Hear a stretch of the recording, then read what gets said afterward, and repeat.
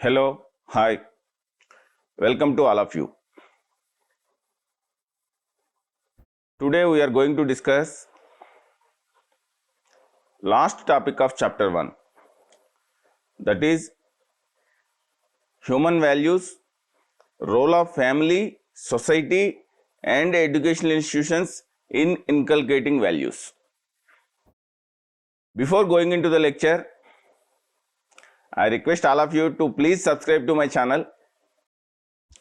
In the last lecture, we have discussed the topic that is human values, lives and teachings of great leaders, reformers and administrators. That is a very big topic. I have briefly explained you about few people. In the upcoming chapter 5, that is contribution of moral thinkers and philosophers from India and the world. Under chapter 5, we will discuss broadly about other people as well. Coming to this topic, human values. We all know human values are common to all human beings. They are intrinsic to the human beings. Human being learns these values since his birth, since his childhood. He learns values in his family, in society, in schools, colleges, and so on. I have already told you that human values are classified into two types. That is, one is high value and second is low values. Every human being contains a mix of both. Here we are discussing about high values. How high value can be developed among all the individuals through their families, through their schools, through their colleges, teachers, relatives, friends, society, their profession, their workplace. How all these can shape or bring good values in individuals. That's what we are going to discuss. Role of family, society and educational institutions in inculcating values in individuals. First, we are talking about family. The famous quotation of Dalai Lama: good families constitute good societies. Family is the basic social unit where ethics and morals are nurtured. Same quotation has also been given by APJ Abdul Kalam. He also says the same thing. Good families constitute good societies and also good nation. Nation building. Mother is the first teacher and father is an everlasting role model. Because of the teachings of Jijia Bai, her son Shivaji could become Chhatrapati. These are the things you should write in your answers. Whatever the things I am giving you, you can directly incorporate them in your answers. You will get very good marks. Here we are analyzing, or here we are explaining the factual situations or facts. We are bringing here facts to underline what is the importance of family in inculcating values, in inculcating ethics, in inculcating morals. Family teaches all fundamentals. Love, caring for one another, caring for children, caring for siblings, caring for parents, mutual respect, compassion, empathy, humility. All these are the fundamental human values which family teaches us since our childhood. During the time of stress, family acts as a shock absorber. If you are under stress, family gives you that comfort zone. You can freely discuss whatever the problem you faces. you can freely discuss with your parents or with your siblings. That is the first shelter for any individual. In our joint families, the lifetime experiences will be told to younger generations in the form of tales and stories by our elders, our grandparents. If there is no family for any individuals, what happens? You can see the crime rate in street children who lives by roadside or who lives in slums. Why the crime rate is increasing? Why they are going and joining some part of rackets or some part of gangs? Why they are taking drugs? Why they are doing crimes very easily? Why they are being addicted to drugs very easily? Because they lack good parenting. Again, the lack of good parenting among street children also suggests the importance of family's role in shaping the ethical behavior of an individual. All these points you can by heart and you can reproduce in your answers as per the demand of the question. All the points here underline the importance of family in inculcating values. However, families have never been ideal and flawless. Ups and downs are there in every families. Every family might have certain problems. No family is an exception. Yet, family is said to be the greatest blessing in life. Family lives have also undergone tremendous changes due to the liberalization, privatization and globalization, that LPG era we say. Especially due to the globalization, due to the industrialization, due to the liberalization, family lives may have changed. But what about family love and value? They shall remain. How the family lives have changed? Earlier we have joint families. Now we have nuclear families. But even in the nuclear family also, love remains the same. Belongingness remains the same. Compassion remains the same. And so on. Next we are talking also about the generations. What about the generations? Older generation. Where we say older generation. Present generation. Future generation. We are saying that values are being changed from one generation to another generation. So whether it is good or bad, that is the question. We say that some things are happening for good. Some values are being redefined, which are in tune with the progressive times. At the same time, some values are being destroyed. Our cultural values are being destroyed. What about the future generation? Same thing. Future generation will also redefine some of the values and traditions we hold in the present.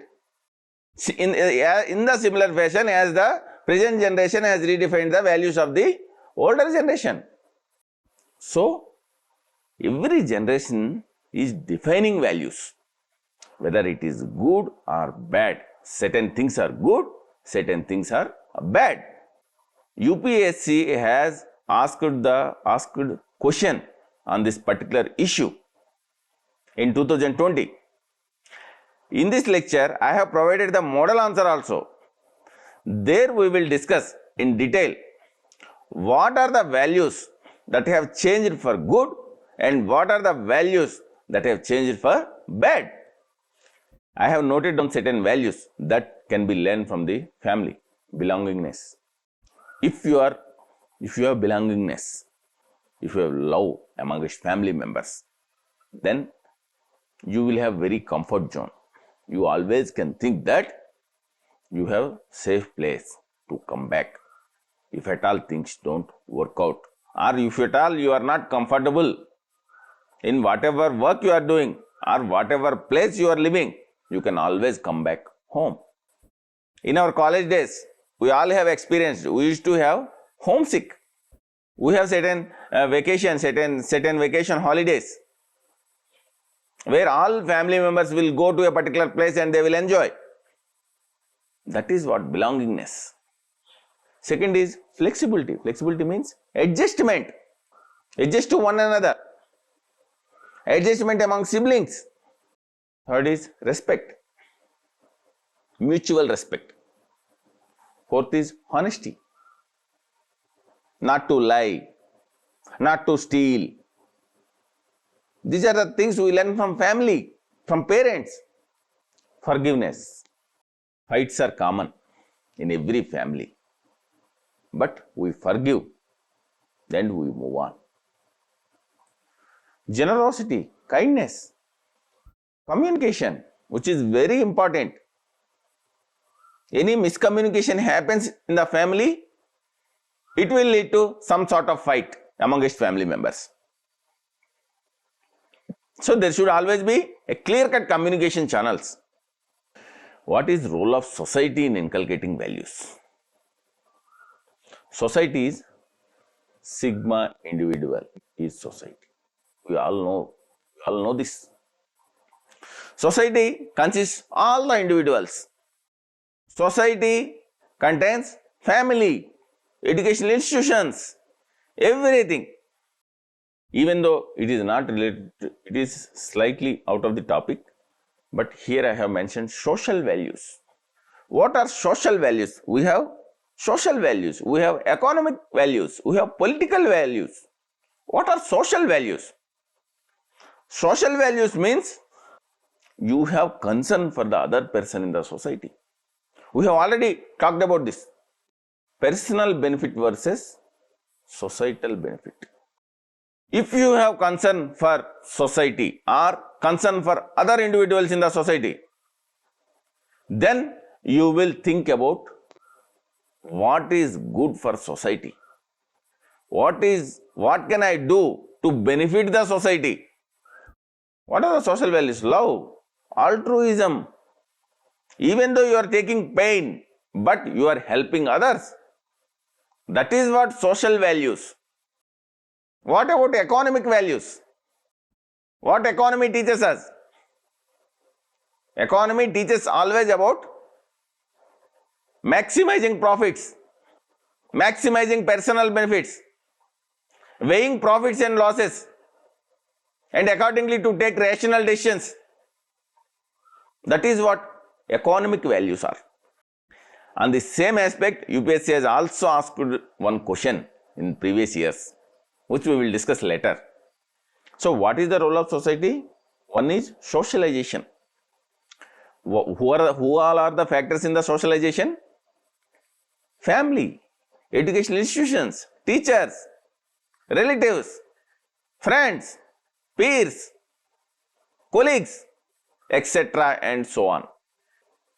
Your bosses. So, parents and teachers tell children not to lie, not to steal. So, we are teaching them.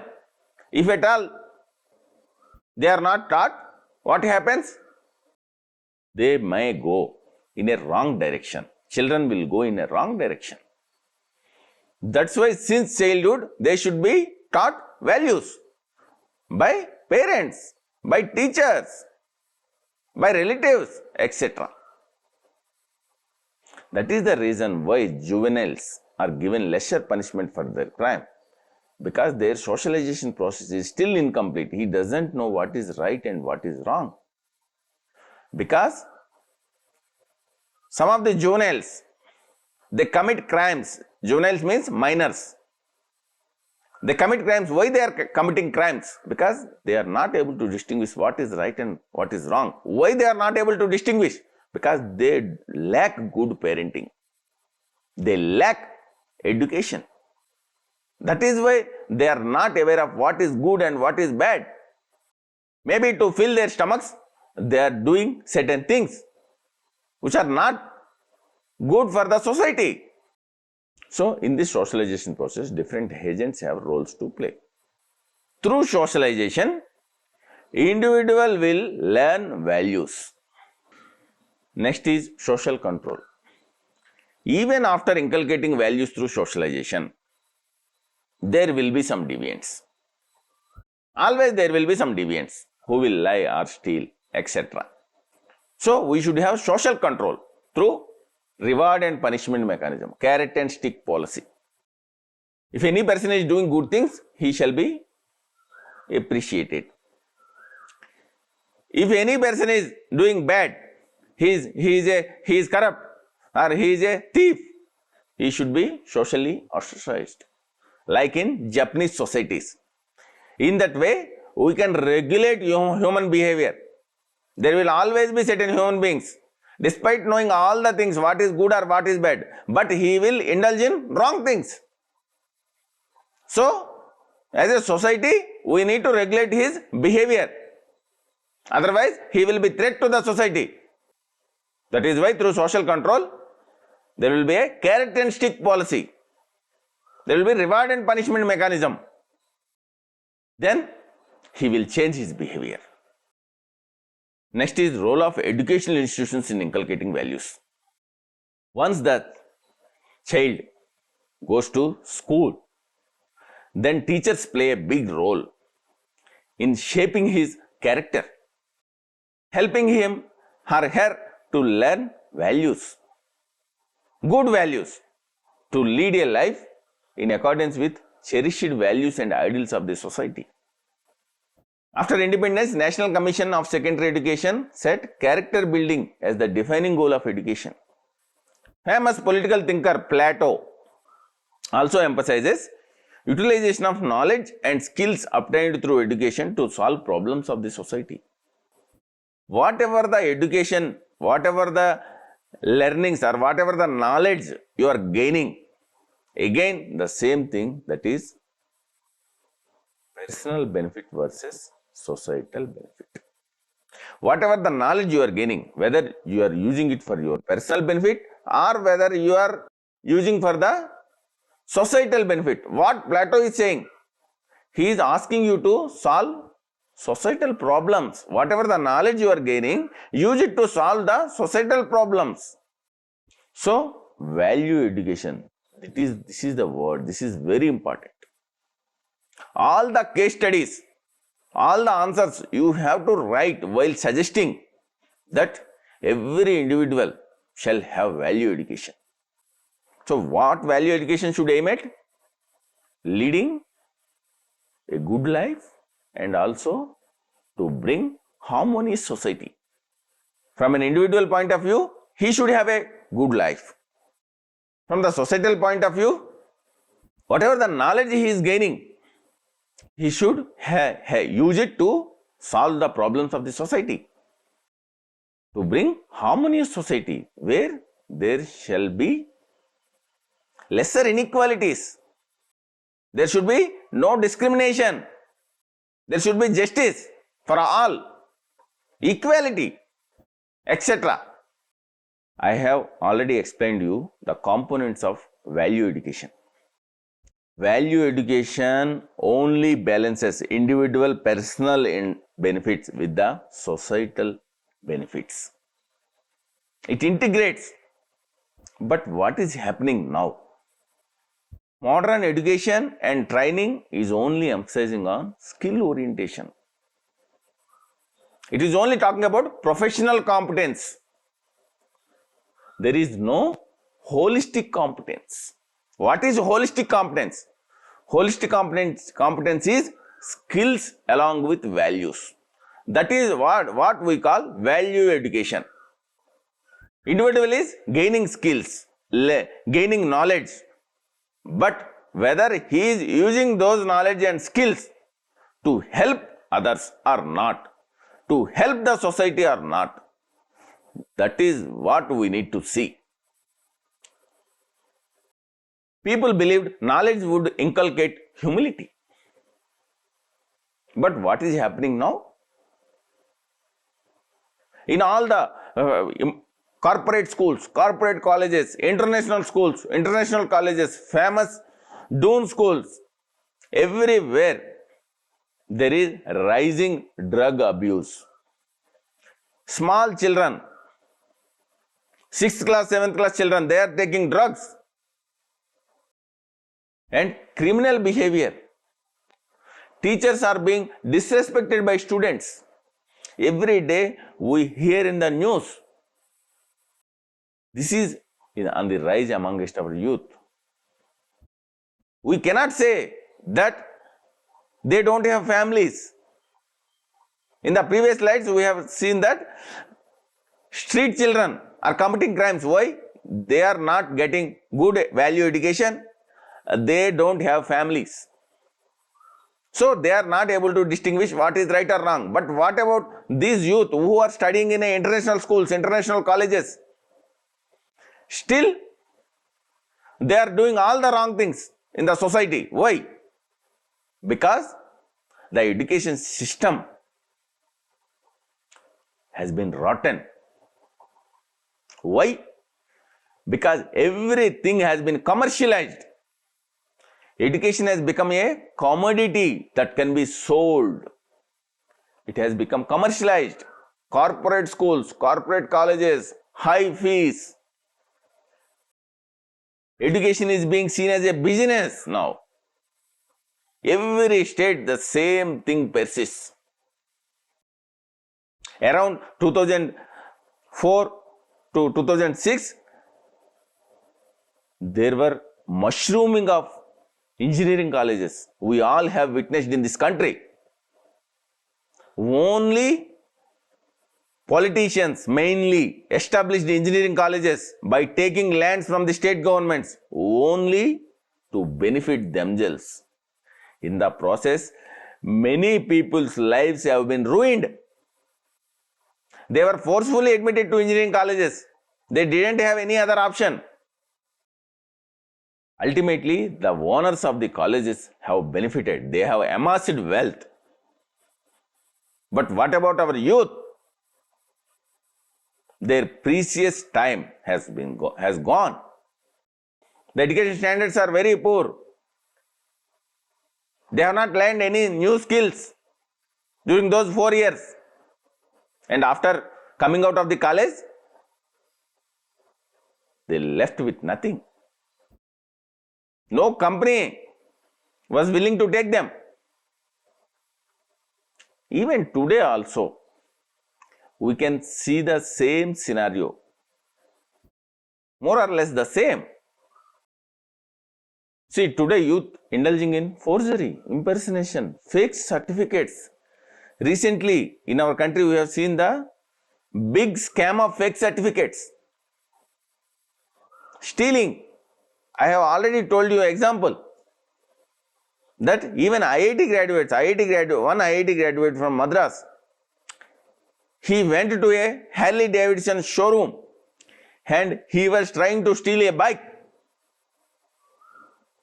The staff of the showroom caught him and given him to the police. This is the state of affairs presently we are facing. So what needs to be done? Again the same thing, value education. Textbooks should impart constitutional values, democracy, secularism, human values. Textbooks shall not be filled with views of the political party. The curriculum in the textbooks, curriculum of the schools shall be rational. They shall not be aligned with the political party in the power. We have seen it. For example, you take Kerala, the textbook ideologies, the textbooks impart some sort of flavor of communist ideology.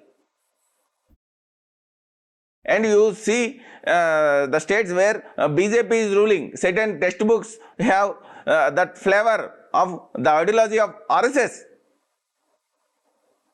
That should be avoided. Textbooks should impart constitutional values. Again, we are saying that education should bring holistic competence. He should have value.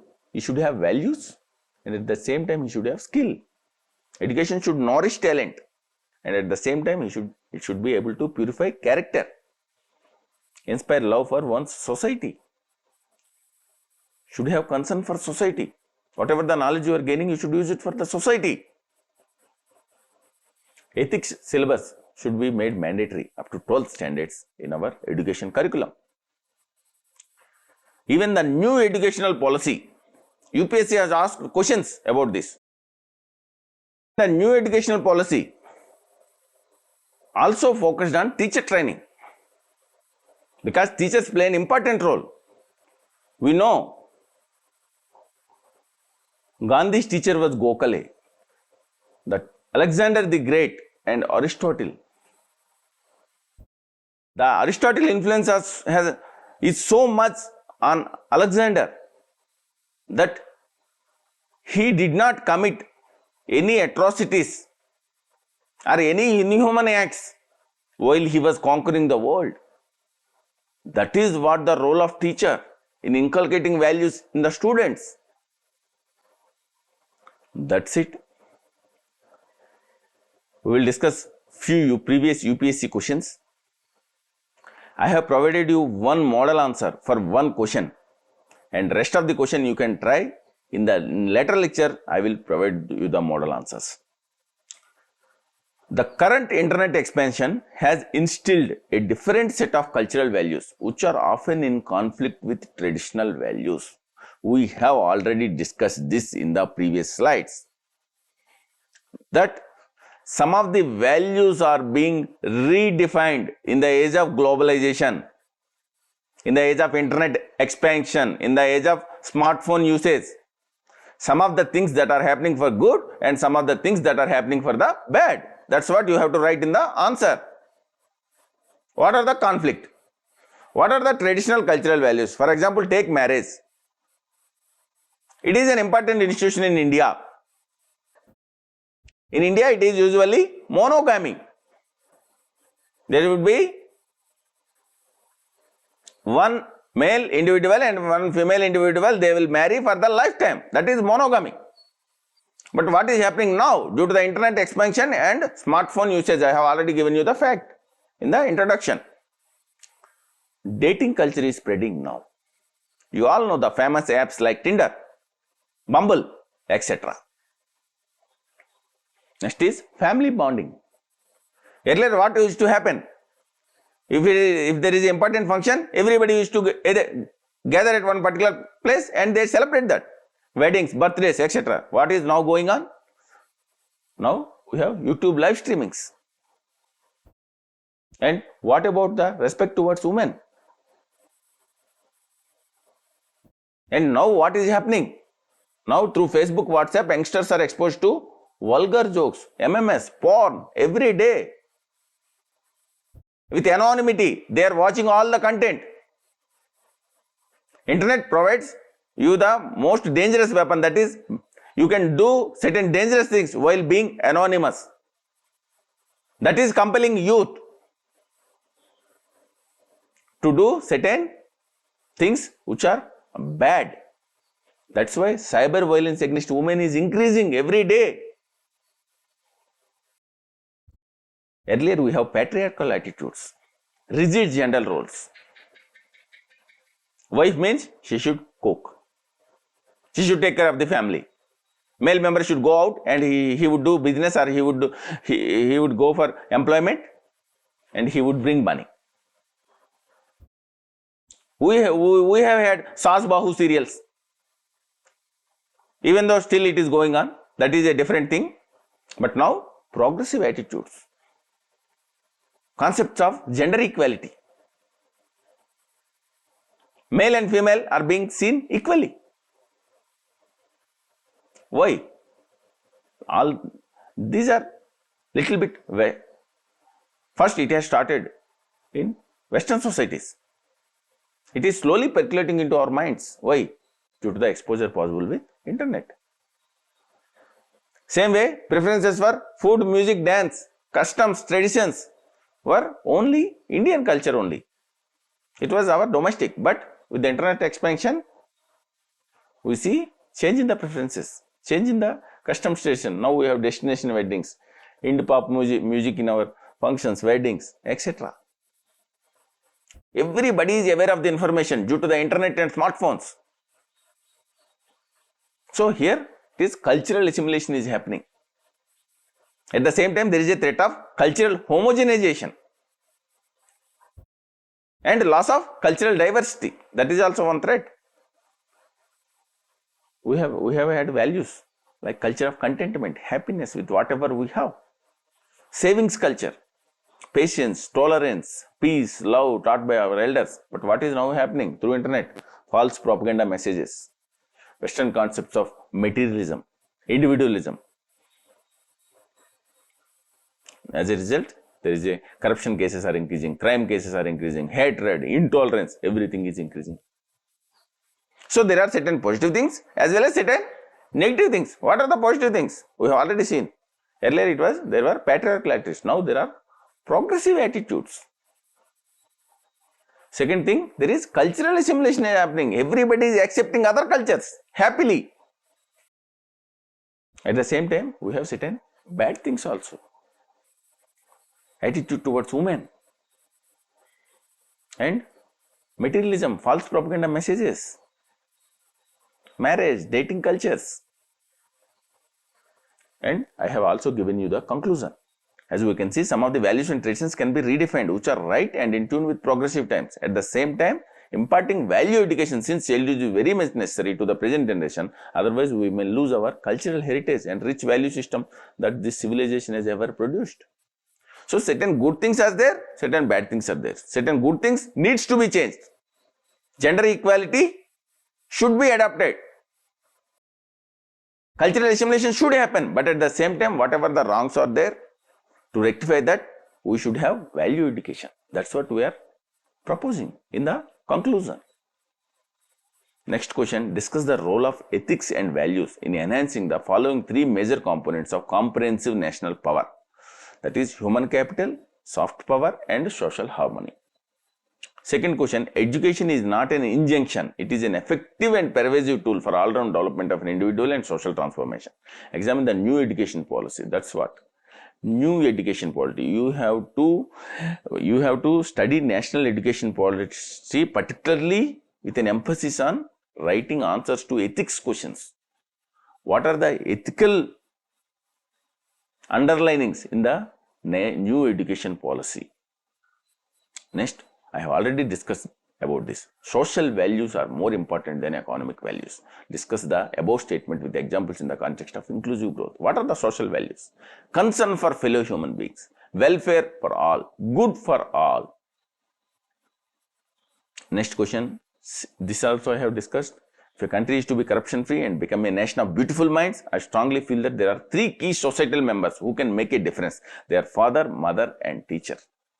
We have already discussed what is the role of family, what is the role of educational institutions, what is the role of society in inculcating values in individuals. Ultimately, good families, good individuals, because sigma individual is society. So, good individual create good societies and good nations. That is what APJ Abdul Kalam has advised. You can try writing answers for these questions. I will provide you model answers for all these questions in later lectures. With this, we are ending chapter 1. Please feel free to ask me any questions again related to ethics or UPSC preparation or any other thing. You can mail me on the mail ID and please subscribe to my channel. Thank you.